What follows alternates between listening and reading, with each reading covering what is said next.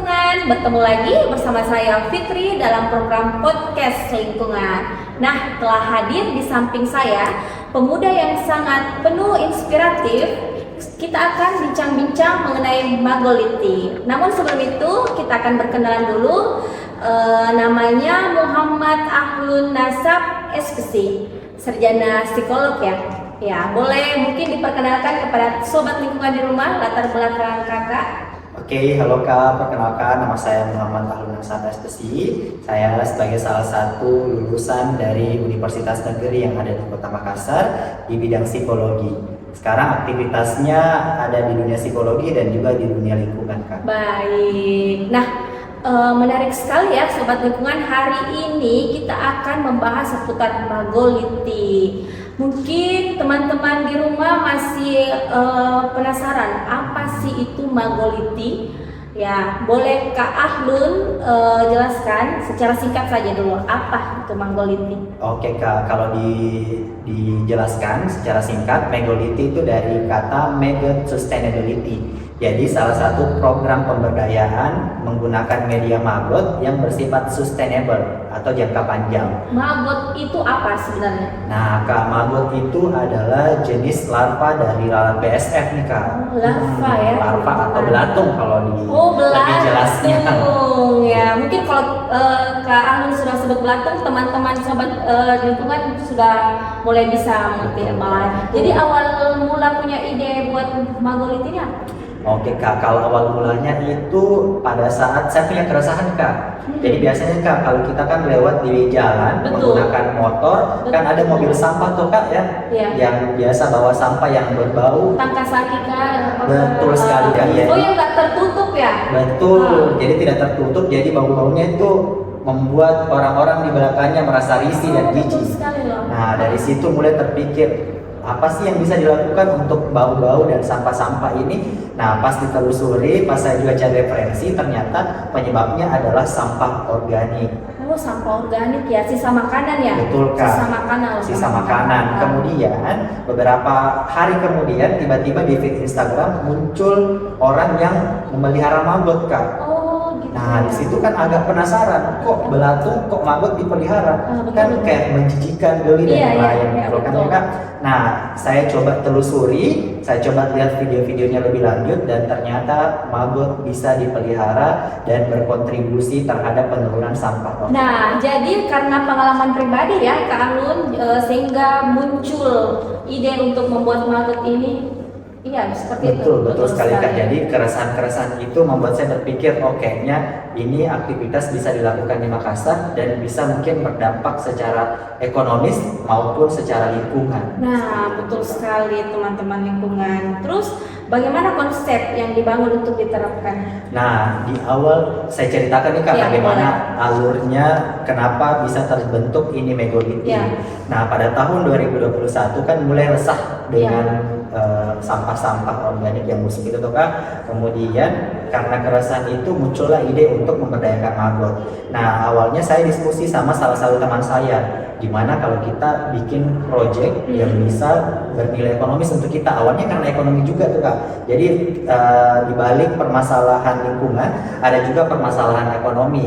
Sepertinya ini bisa kita bikin konsepnya sederhana dan tidak membutuhkan biaya yang banyak. Nah setelah itu saya berdiskusi sama teman saya Kak dan memulai menguji coba. Jadi cari data-data tentang maggot, terus melihat di Makassar apakah ada orang yang melihara maggot. Nah ternyata ada Kak, ada orang yang memang budidaya maggot terus mereka perjualbelikan, dan situ saya mulai beli telurnya. Telur maggot ya? Telur maggot. Nah disitu saya beli 4 gram telur maggot, kemudian saya budidayakan selama 1 bulan. Karena siklus hidupnya itu 1 bulan Kak sudah bisa dipanen. Nah awal mulanya itu kayak 1 minggu pertama itu makanannya dari nasi basi. Nasi basi, sisa makanan ya? Betul, sisa makanan nasi basi. Setelah 1 minggu kemudian itu sudah bisa diberikan sampah organik apapun. Nah apapun. Nah setelah 1 bulan Kak, 4 gram maggot ini jadi 16 kilo maggot, 16 kilogram. Luar biasa. Luar biasa Kak. Jadi awalnya yang satu tempat kecil tiba-tiba menjadi 16 baskom. Belatung ya. Belatung. dan saya coba lihat bagaimana pasarnya. Ternyata maggot ini Kak adalah salah satu sumber protein tinggi untuk hewan. Jadi kita bisa berikan untuk pakan ternak. betul sekali. Kalau sejauh ini kendala atau kesulitan untuk ternak maggot itu ada nggak? Kalau kendalanya Kak, ada pastinya. Semua bisnis, semua proyek itu pasti ada kendalanya. Nah, kendala utamanya pada saat tahun 2021 itu Kak adalah pasokan sampah yang harus banyak. Oh, jadi kenapa harus banyak? Nah, Makannya mungkin yang betul sekali Kak. Jadi satu maggot itu bisa makan 4 kali berat tubuhnya. 4 kali. Betul. Jadi Kok bisa ya? betul Kak. Jadi dari 4 kilo maggot itu bisa makan 16 kg sampah organik dalam satu hari. Wow, luar biasa banget ya, mengurangi ini sampah organik. Betul Kak. Kan jadi awal-awalnya di minggu-minggu pertama sampai minggu ketiga kan masih bisa pakai sampah-sampah yang ada di rumah sendiri. Sampah organik itu bisa dikelola sendiri, sampah dari rumah teman saja dibawa. Kemudian setelah masuk di minggu ketiga sudah mulai kewalahan Kak mencari makanan. Jadi Oh, ternyata dia makannya banyak loh. banyak sekali Kak. Oh. Nah, dari situ mulai kepikiran bagaimana caranya supaya kita bisa berikan makan ini, terus berikan makan. Nah, pada suatu itu kita berpikir, kayaknya di pasar banyak betul, sampah organik. betul sekali. Ya, tapi banyak. Hmm. Kemudian, nah jadi caranya adalah saya dan teman saya Kak tengah malam sekitaran jam 12 sampai jam 2 itu ke pasar Oh, ngais serius? sampah organik. Kalau pakai masker, kemudian pakai handscoot, pakai jaket, pakai helm ngais sampah demi untuk maggot. Jadi satu karung itu bisa habis dalam satu hari. Satu Iya, karung? Kak. Oh, serius? Iya Kak, karena 3 kali makan. Terus maggotnya jadi besarnya kayak gimana tuh? Maggotnya sih kayak tidak terlalu besar gimana Kak, tapi kayak lebih besar dari pipet. Pipet? Iya, pipet yang gelas air gelas itu, tapi lebih besar. Ternyata makannya banyak banget ya, Banyak. sampai kewalahan loh teman-teman. Betul. Jadi fungsi maggot ini sangat bagus untuk mengurangi sampah organik. Nah. Kemudian saya mau tanya, setelah masa hidupnya maggot itu berapa lama? Nah, masa hidupnya maggot itu Kak, kalau maggot ini siklusnya 30 hari. Jadi dari telur, kemudian maggot kecil sampai maggot dewasa itu 30 hari. Kemudian setelah itu akan menjadi prepupa. Prepupa itu dia hampir jadi kepompong. Kepompong. Dia mau mulai menjadi kepompong. Jangan sampai dia jadi kupu-kupu. Ya, kan biasanya kalau kita dengar kepompong jadi kupu-kupu. Nah, ini jadi lalat BSN. Oh, lalat ya? Bukan lalat yang umumnya kita lihat Kak. Oh, Jadi bentar, seperti kan itu. maggot ini dari telur, maggot kemudian jadi lalat. Ah. Bukannya lalat itu, maaf ya, kan kita ketahui kalau lalat itu kan kayak sumber penyakit gitu loh sobat lingkungan. Jadi itu gimana? Betul Kak. Nah, makanya apa yang berbeda dengan maggot atau belatung-belatung lain adalah jenis lalatnya berbeda Kak. Jadi larva maggot dan lalat maggot ini bukan vektor penyakit. Oh, bukan ya, Bukan beda, vektor. beda. Beda sekali Kak. Karena lalatnya ini dia tidak makan. Lalatnya tidak makan. makan. Kok bisa? Betul. Jadi setelah menetas dari pupa, kita kandangkan di dalam waring. Waring itu kayak jaring-jaring hijau itu Kak, yang lubangnya betul. kecil. Kita masukkan lalatnya di situ.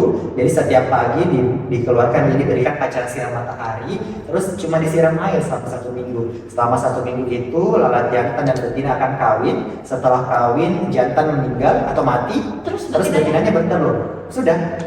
Tidak perlu diberikan makanan apapun. Kalau seumpama contoh kasusnya tiba-tiba dalam jaring itu lalatnya lepas ke lingkungan gimana? Iya sama, tidak dia memang dari dia siklusnya tidak makan Kak. Tidak makan.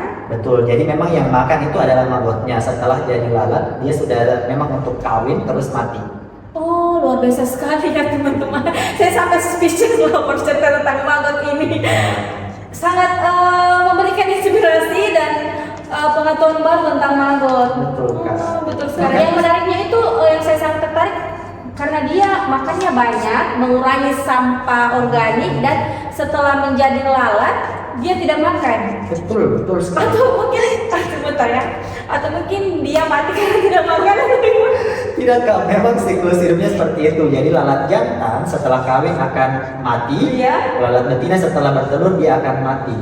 Lalat betinanya bertelur, mati, menghasilkan maggot lagi. Pokoknya Siklusnya makanya tidak terputus Kak, sustain. sangat inspiratif. Dan sangat ini menurut saya bermanfaat untuk memelihara maggot. Betul banget. Terus untuk pendistribusian hasil ternaknya itu seperti apa? Nah, kan seperti yang saya ceritakan tadi, maggot ini bisa sebagai pakan ternak, Kak.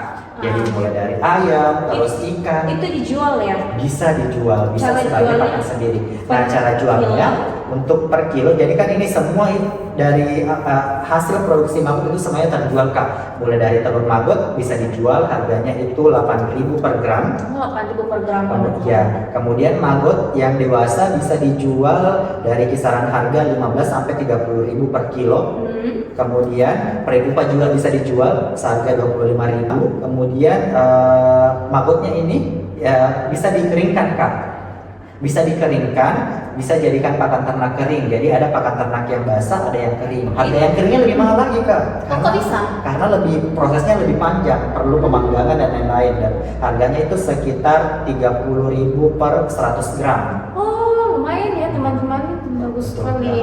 Dan itu, Kak, pendistribusiannya itu bisa ke peternak-peternak ayam kalau misalnya kita buat skala industri, atau misalnya orang-orang yang punya peliharaan kayak ikan hias, ikan lele, burung-burung. Oh, itu makan maggot juga ya? Bahkan kucing biasa makan maggot, protein tinggi sekali, Kak. Nah, di 24 negara itu malah jadi sereal loh, Kak. Oh, serius? Serius, Kak. Di Thailand makan maggot, di Amerika ada makan maggot, di Cina makan maggot. Serius, Kak. Aduh.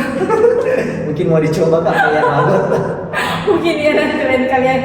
Oke, jadi apakah produk maggot ini sudah dijual di marketplace? Oke, Kak, kalau untuk saat ini untuk saat ini memang fokusnya saya dulu kan awal 2001 itu bisnis, tapi karena merasa saya kayaknya bukan porsi saya untuk bikin bisnis maggot, makanya saya berdayakan orang-orang pemulung untuk budidayakan maggot, terus saya juga bekali mereka dengan hewan-hewan ternak. Jadi penjualannya itu diminimalisir, Pak ya. Jadi maggot yang mereka pelihara untuk konsumsi ayam-ayam mereka. Terus pertanyaan selanjutnya untuk pendanaan nih, itu bagaimana Kak Hlun mengatasinya? Nah, setelah kemarin bisnis yang 2021 ini, saya mencoba merambah ke dunia lomba-lomba atau proyek-proyek sosial. Oh, ya, betul. Nah, kemudian saya lolos menjadi salah satu peserta yang didanai oleh Dompet Duafa Jakarta untuk dipantau dan di-mentoring kegiatannya. Jadi pemberdayaan saya itu diberikan dana, awalnya itu cuma 500.000 selama 6 bulan. Dan itu alhamdulillah progresnya sangat bagus dan bisa memberdayakan 3 orang penerima manfaat di TPA Antang. Oh ya Allah. Kemudian setelah 6 bulan saya masuk dalam 11 finalis yang lolos ke Jakarta untuk mempresentasikan hasil proyeknya. Nah, setelah di Jakarta itu menang jadi juara 1. The winner of social project Indonesia Bootcamp dari 11 tim dari berbagai provinsi di Indonesia dan mendapatkan pendanaan 10 juta saat itu. Uang tiket pulang perginya ditanggung, Kak. Bagus sekali. Nah, setelah itu saya mencoba ikutkan lagi di salah satu NGO juga namanya campaign.com dan alhamdulillah berhasil didanai sebesar 5.500.000. Wah, menarik sekali teman-teman. Misal sobat lingkungan di rumah mau bergabung untuk maggot itu caranya gimana? Nah, sebenarnya saya kan sudah bikin buku panduan juga. Jadi memang misi saya untuk tahun ini itu lebih banyak mengedukasi karena tidak semua orang senang sama maggot. Iya, betul sekali. Betul. Jadi karena mereka belum kenal, belum pernah lihat, makanya kayak geli, jijik dan lain-lain itu muncul. Makanya kita sebarluaskan dulu. Setidaknya mereka terpapar dengan informasi-informasi maggot. Iya, saya secara pribadi itu baru tahu sebenarnya. Maggot itu maggot apa? Betul sekali, Kak. Nah, setelah mulai terpapar dan ada yang berminat untuk memelihara, saya akan membagikan link untuk kelola maggotnya. Jadi memang ada link, ada buku yang sudah saya buat, jadi bisa diakses melalui online. Kalau linknya itu cara didapatkannya di mana? Nah, bisa. Atau ada di IG-nya Kak atau gimana? Oke, ada Instagram dari Megoliti ini, Kak. Kemudian ada juga link yang bisa mengakses bukunya langsung di bit.ly Megoliti. Itu langsung bisa dibuka. Kalau Instagramnya? Instagramnya megoliti.id. Megoliti. maggot.id ya sobat lingkungan. Kalau ada sobat lingkungan yang tertarik untuk budidaya maggot itu bisa banget dikepoin Instagramnya. Nah untuk maggot ini gimana nih impact-nya dari pemeliharaan maggot? Oke, impact-nya banyak Kak. Impact-nya untuk lingkungan. Impact-nya di lingkungan ya seperti saya jelaskan. Nah kalau kita lihat riset dari data-data, ternyata Indonesia itu termasuk di tahun 2018, Indonesia termasuk negara yang kedua paling banyak produksi sampah organik. Kedua ya, betul. Nah, dan saat ini sampah organik itu kalau misalnya mau diakumulasi dengan sampah-sampah lainnya itu Kak, adalah yang paling besar adalah sampah organik. Betul. Jadi strukturnya itu 70% adalah sampah organik di dunia Kak. Jadi orang kan fokusnya banyak kan ke plastik dan hal-hal lain. Iya. Ternyata organik ini banyak dan ternyata bisa berpeluang. Berpeluang untuk menghasilkan uang juga ada loh. Dan bisa memberdayakan orang-orang miskin. Orang-orang miskin terus dijual. Betul. Kan, Nah, betul Kak. Jadi secara lingkungan berdampak baik untuk lingkungan, terus secara di masyarakat juga berdampak baik kalau diberdayakan, kemudian kita juga bisa bermanfaat secara psikologis. Betul sekali loh teman-teman, sangat menginspirasi apa yang kita bicarakan hari ini. Jadi bagi teman-teman yang mau budidaya maggot tadi, Kakak Ahun siap untuk mengedukasi. Sudah ada juga buku edukasinya. Nah, ada bocoran nih. Kak Ahun ini ketua Dompet Duafa Volunteer Makassar, teman-teman. Kalau DDV itu fokusan kegiatannya apa? Oke Kak, jadi Dompet Duafa Volunteer adalah salah satu komunitas di bawah naungan Dompet Duafa Kak. Jadi Dompet Duafa itu lembaga zakat, di bawahnya ada Dompet Duafa Volunteer. Nah untuk fokus aktivitasnya itu banyak Kak. Jadi di Dompet Duafa itu ada banyak divisi, ada lingkungan, ada sosial, ada fundraising, ada kesehatan, kemudian ada pendidikan juga. Jadi banyak dan salah satunya adalah lingkungan. Boleh tidak diceritakan sedikit, Kahun kalau di DDV itu kegiatan lingkungannya itu seperti apa? Oke Kak, kalau di kegiatan lingkungannya DDV itu ada banyak sebenarnya Kak, dan itu dilakukan oleh Dompet Duafa Volunteer se-Indonesia. Se-Indonesia.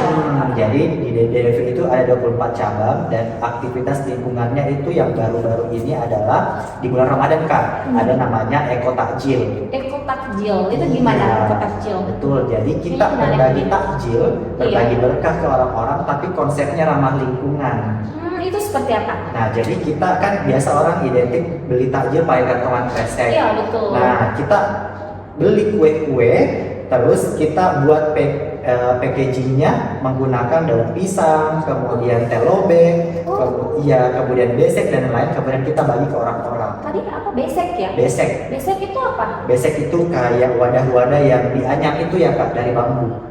Pernah lihat yang anyaman bambu yang dijadikan wadah kayak bakul-bakul kecil? Oh iya. Nah, itu besek. Itu besek ya. Betul. Oh, sangat ramah lingkungan ya, sobat lingkungan. Jadi kita share ke orang-orang, ya kita dapat pahalanya, kita dapat juga berkah untuk lingkungannya, tidak betul sekali. Nah, masih ada Kak, untuk dekat-dekat ini kan mau kurban. Betul. Nah, ya konsep kurban untuk Dompet Duafa Volunteer juga itu ramah lingkungan. Jadi kita berbagi daging kurban menggunakan besek juga. Oh, jadi bagi dagingnya nggak pakai kresek lagi, tapi pakai besek loh, sobat lingkungan. Kok bisa sih kepikiran sampai segitunya? Nah, kepikiran karena memang Dompet Duafa Volunteer ini juga berpikir sekarang masalah-masalah yang berhubungan dengan climate change itu sudah merlang buana. Iya, betul. Ya kan Kak, banjir di mana-mana, bencana di mana-mana. Nah, apa sih yang bisa kita kontribusikan dan sekaligus bisa bermanfaat untuk orang-orang dan ya bisa mengurangi efek dari climate change ini. Nah, itu yang bisa kita lakukan. Nah, sangat inspiratif loh teman-teman. Untuk kegiatan kurbannya saja sudah memikirkan untuk memakai besek. Itu kita bisa hemat berapa kantong plastik ya? Betul Kak. Sekali. Nah, sejak kapan Kahunnya suka kegiatan yang berhubungan dengan lingkungan? Oke Kak, sebenarnya kalau berhubungan dengan lingkungan itu dari SMA Kak. SMA ya? Oh, sudah lama. Dari SMA, dari ikut komunitas siswa peduli lingkungan hidup, kemudian setelah dari situ ikut ke sekolah Hibridah di Kabupaten Bandung. Ya, jadi saya menjadi seorang tentor yang mengajarkan tentang hidup mangrove. Jadi baru. Nah, setelah kuliah ikut kegiatan komunitas dan lagi-lagi mengarah ke lingkungan juga. Kak ini sangat berprestasi menurut saya. Multi talent kalau menurut saya, bisa di lingkungan, bisa di psikolog, bisa di sosial kan, Basnas ya, Dompet Duafa juga. Basnas, Dompet Duafa, dan ada beberapa komunitas lainnya. Betul-betul pemuda yang bisa dijadikan sebagai contoh karena memberikan inspirasi untuk teman-teman. Nah, kita kembali ke Magoliti nih Kak. Untuk Kak Ahlun sendiri, kira-kira apa sih harapan kedepannya untuk Magoliti ini? Kak, harapannya untuk ke depan Megoliti itu setidaknya sudah lebih dikenal oleh banyak orang, dan orang-orang juga lebih aware dengan permasalahan sampah organik terkhususnya di Indonesia.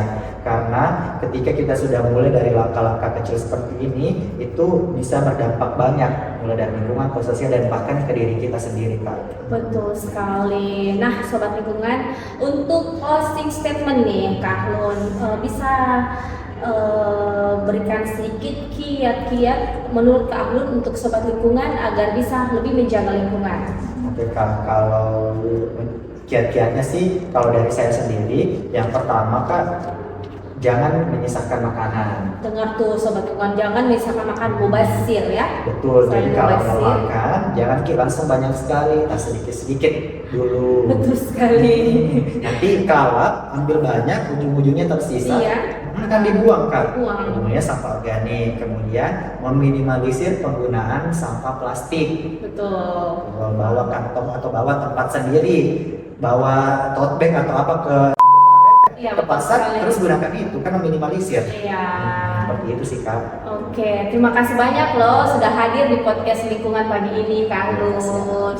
Apa yang kita bahas hari ini sangat menarik tentunya, dan apa yang informasi diberikan Kak Ahlun itu sangat memberikan kita inspiratif tentunya. Kalau boleh tahu ini sudah menikah atau pekerjaan sekarang atau sekarang belum menikah Kak, karena masih muda, dan sekarang bekerja. Salah satu pemuda di Makassar yang sangat bisa memberikan contoh baik untuk teman-teman lingkungan. Bisa teman-teman lingkungan follow Instagramnya di @muahlun_m. Oke, kalau tanya-tanya tentang Magoliti boleh loh. Boleh banget Kak. Tanya-tanya tentang yang lain. Boleh. Oke, baik, terima kasih banyak waktunya pagi ini Kak Ahlun. Oke, akhir kata saya Fitri dari podcast lingkungan. See you next time. Makasih. Sama-sama.